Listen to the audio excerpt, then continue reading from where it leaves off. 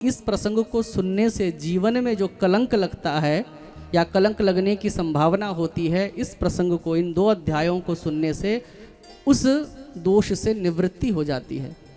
कई बार होता है कि हमने ऐसा अपराध किया होता है कि जिससे कलंक लगे, तो उसकी संभावना भी कम हो जाती है। और कई बार ऐसा होता है कि हम निष्कलंक होते हैं लेकिन समाज में हमको क्या लग जाता है, कलंक लग जाता है, न करने के बाद भी। तो इस प्रकार के दोष से मुक्ति होती है इस कथा को सुनने से। इसलिए इस कथा को बड़े सावधान होकर आपको सुनना चाहिए। द्वारिका में एक सत्राजित नाम का यादव रहता है। नाम क्या है? सत्राजित। ये भगवान सूर्य का उपासक है। भगवान सूर्य ने प्रसन्न होकर इसको उसकी आराधना के फलस्वरूप, सूर्य उपासना के फलस्वरूप उसको एक दिव्य मणि प्रदान करी, जो प्रतिदिन 8 भार सोना प्रदान करती है। एक भार में होता है 20 तोला, तो 8 भार में हुआ 160 तोला सोना इस मशीन से रोज निकलता है, इस मणि से रोज निकलता है। और ये मणि बड़ी दैदीप्यमान है। तो सत्राजित ने एक दिन सोचा कि इस मणि को पहनकर जरा द्वारिकाधीश से मिलकर आएं, क्योंकि जब हमारे पास कोई महंगी अच्छी चीज़ होती है तो समाज में दिखाने का मन होता है। तो ये सत्राजित उस मणि को पहनकर द्वारिकापुरी में पहुंचा। द्वारिकापुरी में पहुंचते ही समस्त द्वारिकावासी सूर्य नारायण भगवान समझकर इसका सम्मान करने लगे। तभी द्वारिकाधीश ने कहा, ये सूर्य नारायण नहीं है, ये तो सूर्य द्वारा प्रदत्त स्यमंतक मणि के प्रभाव से सूर्य की भांति दैदीप्यमान हो रहा है, चमक रहा है। ये सूर्य नहीं, ये तो सत्राजित है। सत्राजित से भगवान ने उसकी कुशल क्षेम पूछी, वार्तालाप किया, और वार्तालाप करते करते अनायास सहजता से, बड़ी सरलता से भगवान द्वारिकाधीश ने कहा, तेरे पास ये इतनी बढ़िया मणि है जो प्रतिदिन 160 तोला सोना देती है। अब ये मणि तेरे पास न जाने कितने सालों से है, तो तेरे घर में कितना सोना कुंटलों के हिसाब से भर गया होगा। तो भगवान ने सुझाव दिया कि देखो, अपने लिए तो कभी पूरा नहीं पड़ता, तुम अगर इस मणि को कंस के पिता उग्रसेन को दे दोगे तो प्रजा के पालन में वो धन का प्रयोग हो पाएगा। क्योंकि कंस के अत्याचार के कारण मथुरा की जो व्यवस्था है, अर्थव्यवस्था है, वो बड़ी बिगड़ गई है। प्रजा त्राहिमाम कर रही है, बड़ी दुखी है। तो इसलिए ये उग्रसेन को देना चाहिए। बस इतना सुनना था कि सत्राजित तो बड़ा क्रोधित हो गया। सत्राजित कहता है, ऐसे कैसे दे दूं? परिश्रम मैंने किया, तपस्या मैंने करी, जिसको मणि चाहिए वो जाए और भगवान सूर्य की आराधना करे। भगवान ने कहा, भैया चीज़ तेरी, तू देवे ना देवे, हमारा तो केवल सुझाव था। सत्राजित वहाँ से चला गया। और सत्राजित का एक भाई है प्रसेन। क्या है? प्रसेन। और अपने बड़े भैया की इस मणि को पहनकर प्रसेन एक बार वन में शिकार खेलने के लिए गया। तो एक शेर ने जब प्रसेन के गले में ये चमचमाती हुई दिव्य मणि देखी तो सोचा कि कोई खाने की चीज़ है क्या। झपट्टा मारा और मार डाला प्रसेन को, और उस मणि को पंजे में दबाकर सिंह अपने गंतव्य की ओर उसको लेके जा रहा है। तभी ऋक्ष, जो रामावतार वाले जामवान हैं, जामवान की दृष्टि उस मणि पर पड़ी तो जामवान जी ने उस शेर को मार डाला और पंजे में मणि दबाकर गुफा में ले जाकर अपनी कन्या जाम्बवती को प्रदान कर दिया। इधर बहुत दिन तक जब प्रसेन वापस नहीं लौटा तो आपस में द्वारिका में चर्चा होने लगी कि प्रसेन वन में गया था, आज तक लौटकर नहीं आया। तो सत्राजित को भगवान श्री कृष्ण के प्रति संदेह हुआ कि हो ना हो कि भगवान श्री कृष्ण अर्थात उस कृष्ण ने ही मणि के लालच से कहीं मेरे भाई प्रसेन को न मार डाला हो, क्योंकि मणि देने की बात कर रहा था। इसका मतलब मेरी मणि पर उसकी नियत गड़ी हुई थी, अवश्य ही श्री कृष्ण ने ही मेरे भाई को मारा है। ये बात अपनी पत्नी को बता रहा है। लेकिन जब तक ये सिद्ध नहीं हो जाता तो अपनी पत्नी को कहा कि देख, ज़्यादा इधर उधर ये बात मत फैलाना, ये बात तो तेरी और मेरी है, बस संदेह की है। और आपको पता है कि स्त्री के पेट में बात जल्दी से पचती नहीं है। तो 1-2 दिन तो स्त्री ने अपने पेट में दबा के रखा, लेकिन थोड़े से पेट में जब मरोड़े उठने लगे तो इसने अपनी सहेली को बता दिया कि देख, मेरे देवर जो गए थे ना मणि पहनकर, मेरे पति कह रहे थे कि हो ना हो कृष्ण ने ही मणि के लालच से मेरे देवर को मारा है। लेकिन बहन देख, तू किसी को बताना मत, पति ने मना करी थी, लेकिन मैं तेरे से तो कुछ छिपाती नहीं। अब उसने भी कह दिया कि ठीक है तू चिंता मत कर, मेरी आदत नहीं है ऐसी वैसी इधर की उधर करने की, स्त्रियों के यही बहाने होते हैं। लेकिन इसने भी 2-4 दिन अपने पेट में वो बात दबा के रखी। पेट में दर्द इसके भी जब उठने लगा तो बिस्तर में पड़ी है खटिया में। पति ने जब देखा कि आजकल बड़ी शांत शांति सी रहती है, क्या बात है, कोई तकलीफ़ है क्या, डॉक्टर के पास चलें, तब ये अपने मन में कहती है कि डॉक्टर थोड़ा ही ये पेट दर्द ठीक करता है, जो मेरे मन में बात चल रही है किसी को बता दूंगी तो पेट दर्द अपने आप ठीक हो जाएगा। और फिर इसने भी अपनी सखी को बता दिया। सुखदेव जी महाराज कहते हैं कि करणे करणे जपन जनाहा, 2 कान से 4, 4 से 8, 8 से 16, 16 से 32, 32 से 64, इस प्रकार से पूरी द्वारिका में कानाफूसी होने लगी कि मणि के लालच से द्वारिकाधीश ने प्रसेन को मारा होगा। निश्चित अभी भी नहीं हुआ है, लेकिन अफवाह फैल गई। और एक दिन अनुचर दौड़ता दौड़ता आया, महाराज महाराज, द्वारिकाधीश से कहने लगा, महाराज पूरी द्वारिका में ऐसी बात चल रही है कि आपने मणि के लालच से प्रसेन को मारा। तब भगवान कहने लगे, देखो भैया, जब कलंक लगना होता है तो ऐसे घर बैठे लगता है, ना हमारा कुछ लेना ना देना। हाँ, लक्ष्मीपति भगवान को भी कलंक लगा तो किस चीज़ का, धन चोरी का। किसको? लक्ष्मीपति भगवान को, जिसके पास सब कुछ है। तो भगवान ने कहा कोई बात नहीं, उसकी निवृत्ति तो होनी ही चाहिए। तो भगवान अपना सैन्य बल लेकर गए हैं वन में प्रसेन को ढूंढने के लिए। तो खूब ढूंढा पूरे वन को छान मारा, तो एक जगह पेड़ की ओट में प्रसेन मरा पड़ा था। और उस प्रसेन जहाँ पर मरा पड़ा था, वहाँ पर सिंह के पाँव के चिन्ह बने हुए थे। तो उस सिंह के पाँव के चिन्ह से होते होते आगे गए तो आगे जाकर सिंह मरा पड़ा था। फिर वहाँ पर ऋक्ष के पाँव के निशान थे, तो उस ऋक्ष के पाँव से होते होते गए तो सीधा जामवान जी की गुफा में पहुँचे, जहाँ पर जामवान की कन्या जामवती उस मणि से खेल रही थी। भगवान को आते हुए देखा तो वो जामवती बड़ी चिल्लाई, बिना परमिशन के हमारी गुफा में कौन आ गया। आवाज़ सुनकर जामवान जी महाराज आए और भगवान श्री कृष्ण और जामवान जी में 28 दिन तक उस मणि के लिए बड़ा भयंकर युद्ध हुआ। भगवान न तो हारते हैं न भगवान जीतते हैं, भगवान सिर्फ क्रीड़ा कर रहे हैं। और 28वें दिन जामवान ने सोचा ये कैसा पुरुष है, न तो हार रहा है न जीत रहा है, ये तो मैच टाई हो जाएगा फिर। तो इसने सोचा कि अब अंतिम प्रहार इस पुरुष की छाती में ऐसा करूंगा कि इसकी छाती फट जाएगी। तो जामवान जी बड़े बलशाली थे, इन्होंने अपने पूरे शरीर के बल को अपनी मुष्टिका में संचय किया, मुष्टिका ऐसे बांधी और द्वारिकाधीश की छाती पर मारने के लिए जब दौड़े तो जैसे ही छाती पर मारने को हुए, भगवान ने अपने वक्षस्थल का रक्षण करने के लिए थोड़ा सा भगवान ऐसे सरक गए। जब सरके तो भगवान के वक्षस्थल का जो दुपट्टा था, पीताम्बर था, वो भी वक्षस्थल से थोड़ा सा सरक गया। तो जामवान जी की दृष्टि द्वारिकाधीश जी की छाती पर पड़ी, वक्षस्थल पर पड़ी, तो क्या देखते हैं, उनके वक्षस्थल पर एक श्रीवत्स का चिन्ह दिखाई दिया। तो जामवान जी मन में सोचने लगे, ये चिन्ह तो मेरे राम जी की छाती पर भी था और यही चिन्ह इस महापुरुष की छाती पर भी है। ओहो, लगता है कहीं ऐसा तो नहीं मेरे राम जी कहीं अब श्याम बनकर तो नहीं प्रकट हो गए। और तब भगवान के चरणों में गिर पड़े। ये श्रीवत्स का चिन्ह होता कैसा है, तो भागवत जी में ही वर्णन आता है कि जैसे नोट के अंदर एक सुनहरी रेखा होती है ना, चमकीली चमकीली से, देखो ये रेखा होती है ना, दिख रही है। तो ऐसी ही, ये तो चांदी की तरह लगती है, लेकिन भगवान की छाती में ऐसी ही एक सुनहरी रेखा होती है जो लक्ष्मी जी का स्वरूप मानी गई है। वो साक्षात लक्ष्मी जी हैं, श्री हैं वो, तो उसको कहते हैं श्रीवत्स का चिन्ह। तो श्रीवत्स का चिन्ह देखकर समझ गए यही मेरे राम जी हैं। प्रभु कैसे आना हुआ, तब भगवान ने सारा वृतांत बताया और कहा, ये भैया मणि हमको दे दो, कलंक लगा है, इस मणि को वापस सत्राजित को पटक कर हम अपना कलंक धोएंगे। जामवान जी ने हाथ जोड़कर कहा कि हे प्रभु, मणि तो मैं दे नहीं सकता। क्यों नहीं दे सकते? बोले ये कन्या को मैंने उपहार स्वरूप दिया है, कन्या को दी हुई कोई चीज़ फिर मैं वापस लूँ, ये एक पिता को शोभा नहीं देता, इसलिए प्रभु मणि तो मैं दे नहीं सकता।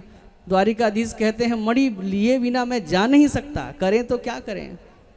तो भक्त और भगवान की मीटिंग हुई और अंत में एक सुझाव जामवान जी ने दिया, प्रभु अगर छोटा मुंह बड़ी बात, बुरा ना माने तो एक बात कहूँ, आप मणि ले जाइए लेकिन दहेज के रूप में ले जाइए। तात्पर्य हमारी कन्या से ब्याह कर लीजिए और साथों साथ अपना मणि भी ले जाइए। अब हो सकता है आपके मन में एक प्रश्न उठे कि जामवान जी तो रिच हैं, तो इनकी कन्या क्या रिच जैसी होगी? नहीं, जामवान जी जो हैं ये ब्रह्मा जी के अवतार हैं और देवता मानसिक सृष्टि करने में निपुण होते हैं। तो जामवान जी की जो कन्या है जामवती, वो बहुत सुंदर कन्या है। भगवान की सुंदर पत्नियों में बड़ी रूपवती जामवती भी है। तो इस जामवती को का पाणी ग्रहण संस्कार हुआ है जामवती जी के साथ भगवान का, और भगवान उस मणि को लेकर आ गए। तो भगवान का दूसरा ब्याह हुआ जामवती के साथ। और अब उस मणि को ले जाकर सत्राजित के माथे पर पटका कि लो अपनी मणि, आपने हमको व्यर्थ का कलंक लगाया। सत्राजित बड़ा लज्जित हुआ, इसलिए बिना सोचे समय व्यर्थ में किसी की कभी निंदा चुगली नहीं करनी चाहिए। निंदा करना तो अपराध ही है। निंदा करने से हमारे समस्त पाप जो पुण्य जो हैं वो समस्त नष्ट हो जाते हैं। निंदा सबसे बड़ा क्या कहा गया है? पाप कहा गया है। लेकिन अगर कदाचित आप जिसकी निंदा कर रहे हैं अगर वो गलत होगा, अगर वो वास्तव में गलत होगा, तो हो सकता है आपको निंदा करने के कारण थोड़ा पाप लगे। लेकिन जिसकी आप निंदा कर रहे हैं और वो कहीं वो सही निकल गया, तो फिर आपके अकाउंट में 1% भी पुण्य बचेगा नहीं, अगर वो सामने वाला सही है और आप उसकी निंदा कर रहे हैं। और अगर आपकी कोई निंदा कर रहा हो तो आप अपनी निंदा से घबराइए मत, क्योंकि एक दो व्यक्ति अपने आसपास निंदक भी होने चाहिए। क्योंकि जब निंदक निंदा हमारी करता है ना, तो उससे हमारे अंदर और संघर्ष करने का जुनून जागृत होता है। कबीरदास जी कहते हैं, निंदक नियरे राखिए आंगन कुटी छवाए। अरे एक आध निंदक तो आसपास होने चाहिए। अगर उन निंदकों के पास जगह की कमी हो तो आंगन कुटी छवाए, उनकी कुटिया अपने आंगन में ही बनानी पड़े तो बना दो। वो निंदा आपकी करेंगे तो आपके अंदर और संघर्ष करने का सामर्थ्य प्राप्त होगा। तो सत्राजित को बड़ी लज्जा हुई, मैंने व्यर्थ का कलंक लगाया। द्वारिकाधीश तो वहां से चले गए। और कभी भी बड़े लोगों से बैर नहीं पालना चाहिए। शास्त्र तो यहाँ तक भी कहता है कभी भी राजनीतिक लोगों से जो सत्ता में हो उनसे भी बैर नहीं पालना चाहिए, ये नीति शास्त्र कहता है। क्योंकि अगर आपने वैर पाल लिया तो सत्ता के सामने आपकी क्या चलेगी? आपका जीवन नष्ट हो जाएगा, आपका व्यक्तिगत सुख नष्ट हो जाएगा। तो इसलिए भगवान श्री कृष्ण तो वैभवशाली हैं, बलशाली हैं। तो सत्राजित बड़ा भयभीत हो गया, मैंने व्यर्थ का बैर द्वारिकाधीश से पाल लिया, क्या करूं क्या करूं क्या करूं। फिर रात्रि में सोते सोते मन में ही एक विचार आया, क्यों ना द्वारिकाधीश से रिश्तेदारी बना ली जाए। मेरी जो कन्या है इसको दे देता हूँ भगवान को, फिर मैं बन जाऊँगा द्वारिकाधीश का ससुर। और घर में आना जाना लगेगा तो धीरे धीरे धीरे धीरे जो विवाद है, जो मनमुटाव है, धीरे धीरे समाप्त हो जाएगा। तो अपनी सत्राजित ने सत्यभामा नाम की जो कन्या है द्वारिकाधीश के पास ले जाकर बड़ा अनुनय विनय किया, निवेदन किया कि ये सत्यभामा जो है ना, ये भूमि के अवतार हैं, ये धरती के अवतार हैं। और इन सत्यभामा जी को, और धरती तो वैसे भी देखो ये तो एक कथा है, अब ये तो नित्य भगवान की पत्नियां हैं ही। धरती जी के लिए हम कहते हैं ना कि विष्णु पत्नी नमस्तुभ्यम पाद स्पर्शम क्षमस्व में। तो धरती तो भगवान की नित्य पत्नी है, उनका कभी वियोग है ही नहीं। लेकिन लीलार्थ वो भूमि सत्यभामा बनकर आई और भगवान ने उसको स्वीकार किया। और सत्राजित ने उस मणि को भी दहेज के रूप में देना चाहा। तो भगवान ने कहा, जिस मणि के कारण इतना बड़ा कलंक लगा हो इसको तो हम देखना भी नहीं चाहेंगे, ससुर जी इसको तो अपने पास रखिए। ससुर जी ने जब बहुत जिद करी तब भगवान श्री कृष्ण ने कहा, चलिए ससुर जी आप इतना जिद कर रहे हैं तो कोई बात नहीं, इस मणि को आप रखिए अपने घर, लेकिन इससे जो रोज़ माल निकले वो हमारे घर पहुंचा दीजिएगा। वो द्वारिकाधीश के यहाँ द्वारिका में पहुंचाते रहिएगा। तो मणि रखी है ससुर जी के पास और स्वर्ण आता है द्वारिकाधीश के पास। जो महंगी चीज़ होती है ना हमारे पास, तो कई बार क्या होता है, जितना उस महंगी चीज़ से प्रॉफिट नहीं होता उससे ज़्यादा तो उसकी सिक्योरिटी में खर्चा हो जाता है। तो द्वारिकाधीश बड़े टेढ़े हैं, उन्होंने सोचा कि इस मणि को घर में रखूंगा तो सिक्योरिटी का खर्चा अलग देना पड़ेगा, इसलिए सिक्योरिटी का खर्चा तो सारा का सारा मत्थे मर दिया ससुर जी के, और जो रोज धन निकल रहा है वो आ जाता है द्वारिकाधीश के पास, वो प्रजा के पालन में लगता है, समाज सेवा में लगता है। तो इस प्रकार से भगवान का तीसरा विवाह हुआ है। उसके बाद श्री सुखदेव जी महाराज कहते हैं कि चौथा विवाह भगवान का हुआ सूर्य तनया कालिंदी के साथ, जो सूर्य की पुत्री है, यमुना महारानी। एक बार भगवान श्री कृष्ण अर्जुन के साथ रथ आरूढ़ होकर भ्रमण कर रहे थे, और तभी यमुना जी के किनारे अर्जुन की दृष्टि पड़ी कि एक नव यौवना सुंदर कोमलांगी कोई कन्या तप कर रही है। अर्जुन ने कहा, प्रभु रथ रोकिए, जरा उस कन्या से पूछकर आऊं, वो अपनी तपस्या के फलस्वरूप किसको प्राप्त करना चाहती है। अर्जुन गए हैं, पूछा है कि हे कन्ये, पुरुष को तो इस प्रकार से कठोर तप करते हुए कई बार देखने को मिला, लेकिन तुम इतनी कोमलांगी, अपने शरीर को इतना तपा रही हो, इतना कष्ट पा रही हो, क्या प्राप्त करना चाहती हो। तब इस सूर्य तनया ने कहा कि मैं उन द्वारिकाधीश को अपना पति रूप बना मैं वर्ण करना चाहती हूँ। अर्जुन जी ने द्वारिकाधीश को कहा कि प्रभु आपकी प्रतीक्षा कर रही है, जाइए उस पर अनुग्रह कीजिए। द्वारिकाधीश गए हैं और उस सूर्य तनया कालिंदी के भुजा के मूल भाग को अपने हाथ से पकड़ा है, उठाया है, और उसके भाव को स्वीकार करते हुए उसके साथ भगवान ने क्या किया, चौथा विवाह किया है। और पांचवा विवाह भगवान का मित्रविंदा नाम की कन्या के साथ हुआ है। छठा विवाह भगवान का नागनजिति के साथ हुआ है। नागनजिति के पिता ने ऐसा संकल्प किया था कि जो ये 7 बैल के नाक को नाथ देगा, मतलब रस्सी डालनी होती है नकेल, तो इन 7 बैलों की नाक में जो एक साथ रस्सी डाल देगा, मैं उसके साथ ही अपनी कन्या का विवाह करूंगा।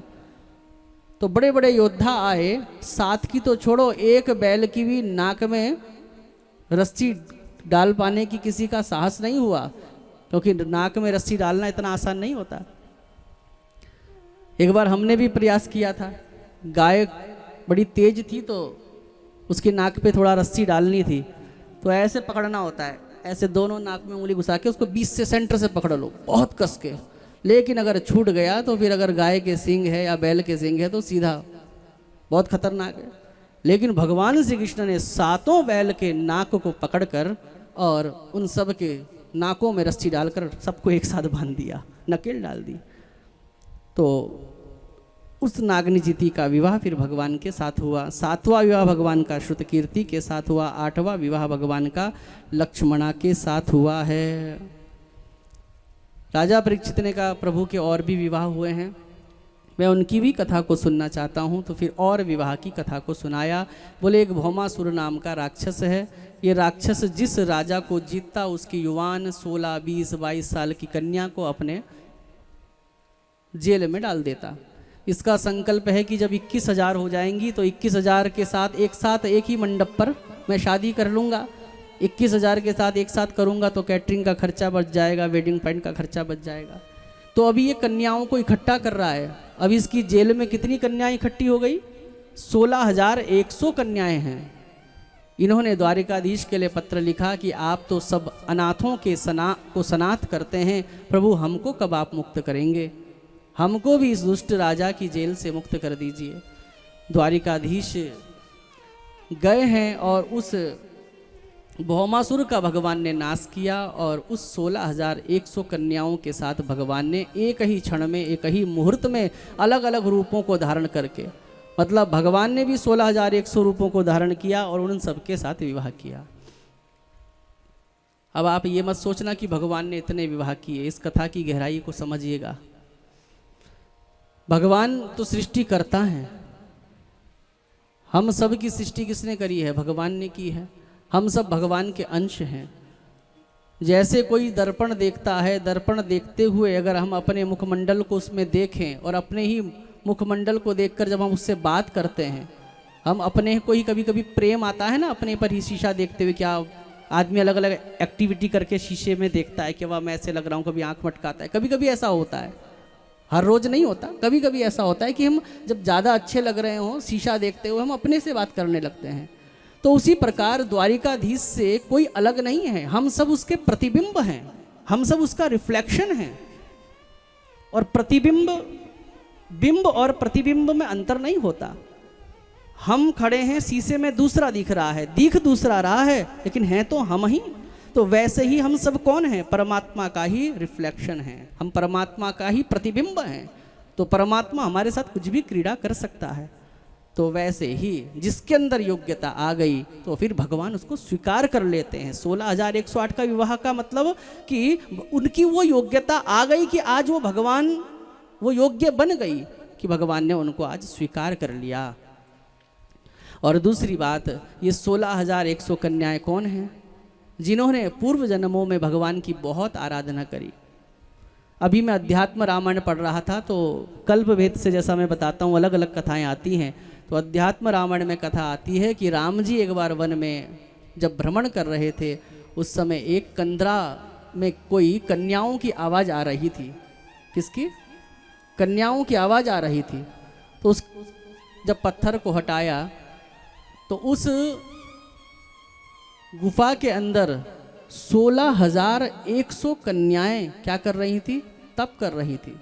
किसी राक्षस ने उनको कैद किया हुआ था और वो सब की सब भगवान का स्मरण कर रही थी, भगवान राम का स्मरण कर रही थी। राम जी उस गुफा में पहुंचे तो राम जी को देखकर राम जी को कहने लगी, हे राम, हमको पत्नी रूप में स्वीकार कर लीजिए। तब राम जी ने कहा कि ये राम तो एक पत्नी व्रतधारी है, एक के अलावा मैं दूसरे की कल्पना भी नहीं कर सकता। लेकिन हाँ, कृष्णावतार मेरा समस्त भक्तों के संकल्प को पूरा करने के लिए होगा। तुम 16,100 कन्याएं हैं, ये तुम भौमासुर के जेल में जब जाओगी तो उस भौमासुर को मारकर मैं कृष्ण रूप में तुम सबका वर्ण करूँगा। तो एक कथा तो ये प्राप्त होती है, और एक कथा ये भी प्राप्त होती है कि जो वेद के 16,100 मंत्र हैं, उन मंत्रों ने एक बार भगवान नारायण के पास जाकर कहा कि हे नारायण, हम मंत्र आपकी व्याख्या करते हैं।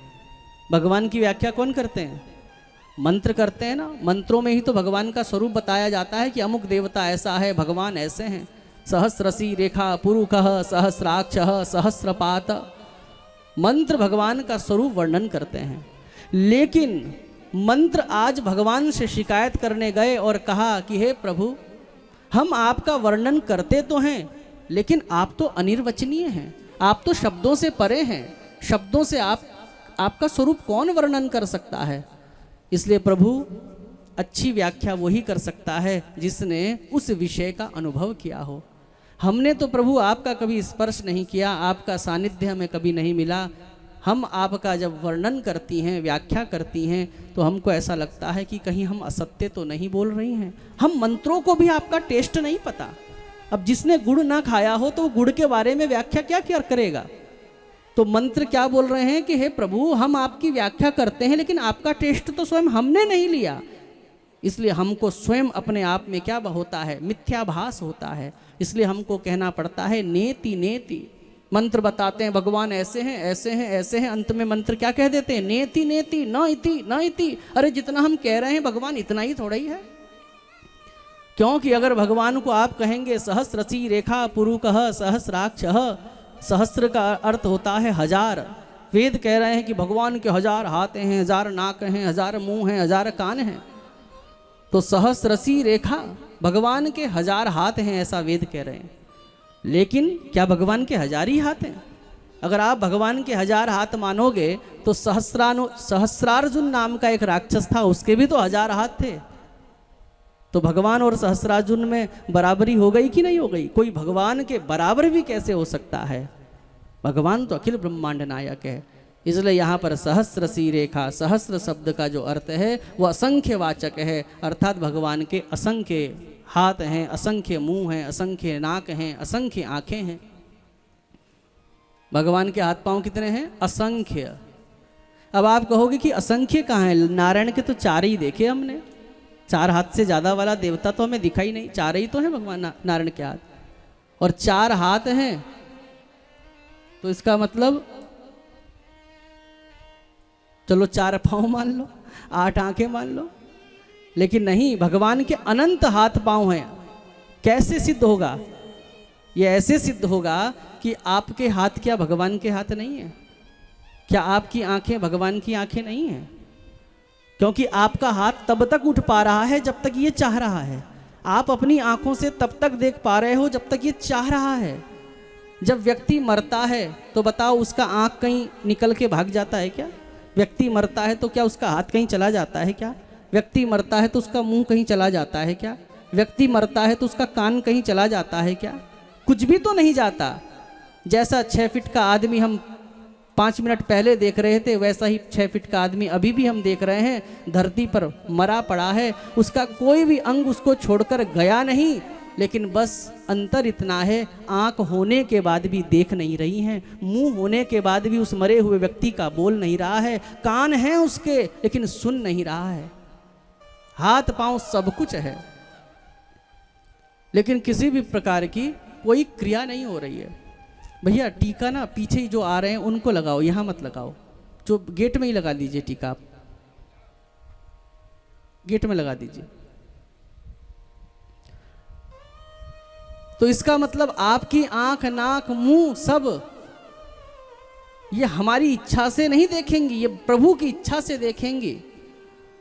हम कहते हैं कि हम अपनी आंख से देखते हैं, अगर आंख से ही देखना होता है तो हमको अंधेरे में भी तो दिखना चाहिए, अंधेरे में क्यों नहीं दिखता? अगर हम कहें कि हमारी आंखें देखती हैं, अरे उन आंखों को भी देखने के लिए सूर्य नारायण भगवान का आश्रय चाहिए। जब तक सूर्य भगवान की सन्निधि, सूर्य भगवान का उपस्थान नहीं होगा, उनकी उपस्थिति नहीं होगी, तो आंख होने के बाद भी कहाँ दिखता है रात में? सूर्य नारायण, वो सूर्य भी क्या है? नारायण का ही एक स्वरूप है। तो इसलिए हमारे एक एक अंग प्रत्यंग ये सब किसके हैं? ये भगवान के ही हैं। इसलिए कहा कि भगवान के अनंत हाथ पांव हैं। मैं कहा करता हूं कि पूरे विश्व की आबादी इस समय लगभग 8 अरब है, तो 8 अरब है तो 8 दूनी 16, 16 अरब तो भगवान के हाथ हो गए, वो भी केवल मनुष्यों को अगर जोड़ें तो, और 84 लाख योनियां हैं। कितने असंख्य जीव हैं, जंतु हैं। कई जीव जंतु तो ऐसे हैं माइक्रोस्कोप से भी नहीं दिखते, लेकिन हाथ पांव उनके भी होंगे जो हमारी दृष्टि से परे हैं। ये सब भगवान के ही हैं। बोलो राधे राधे।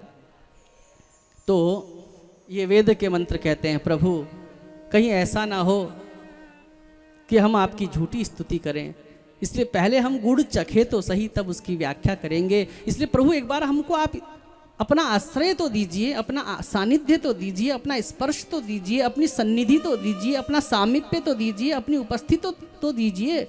हे प्रभु कृपा कर दीजिए।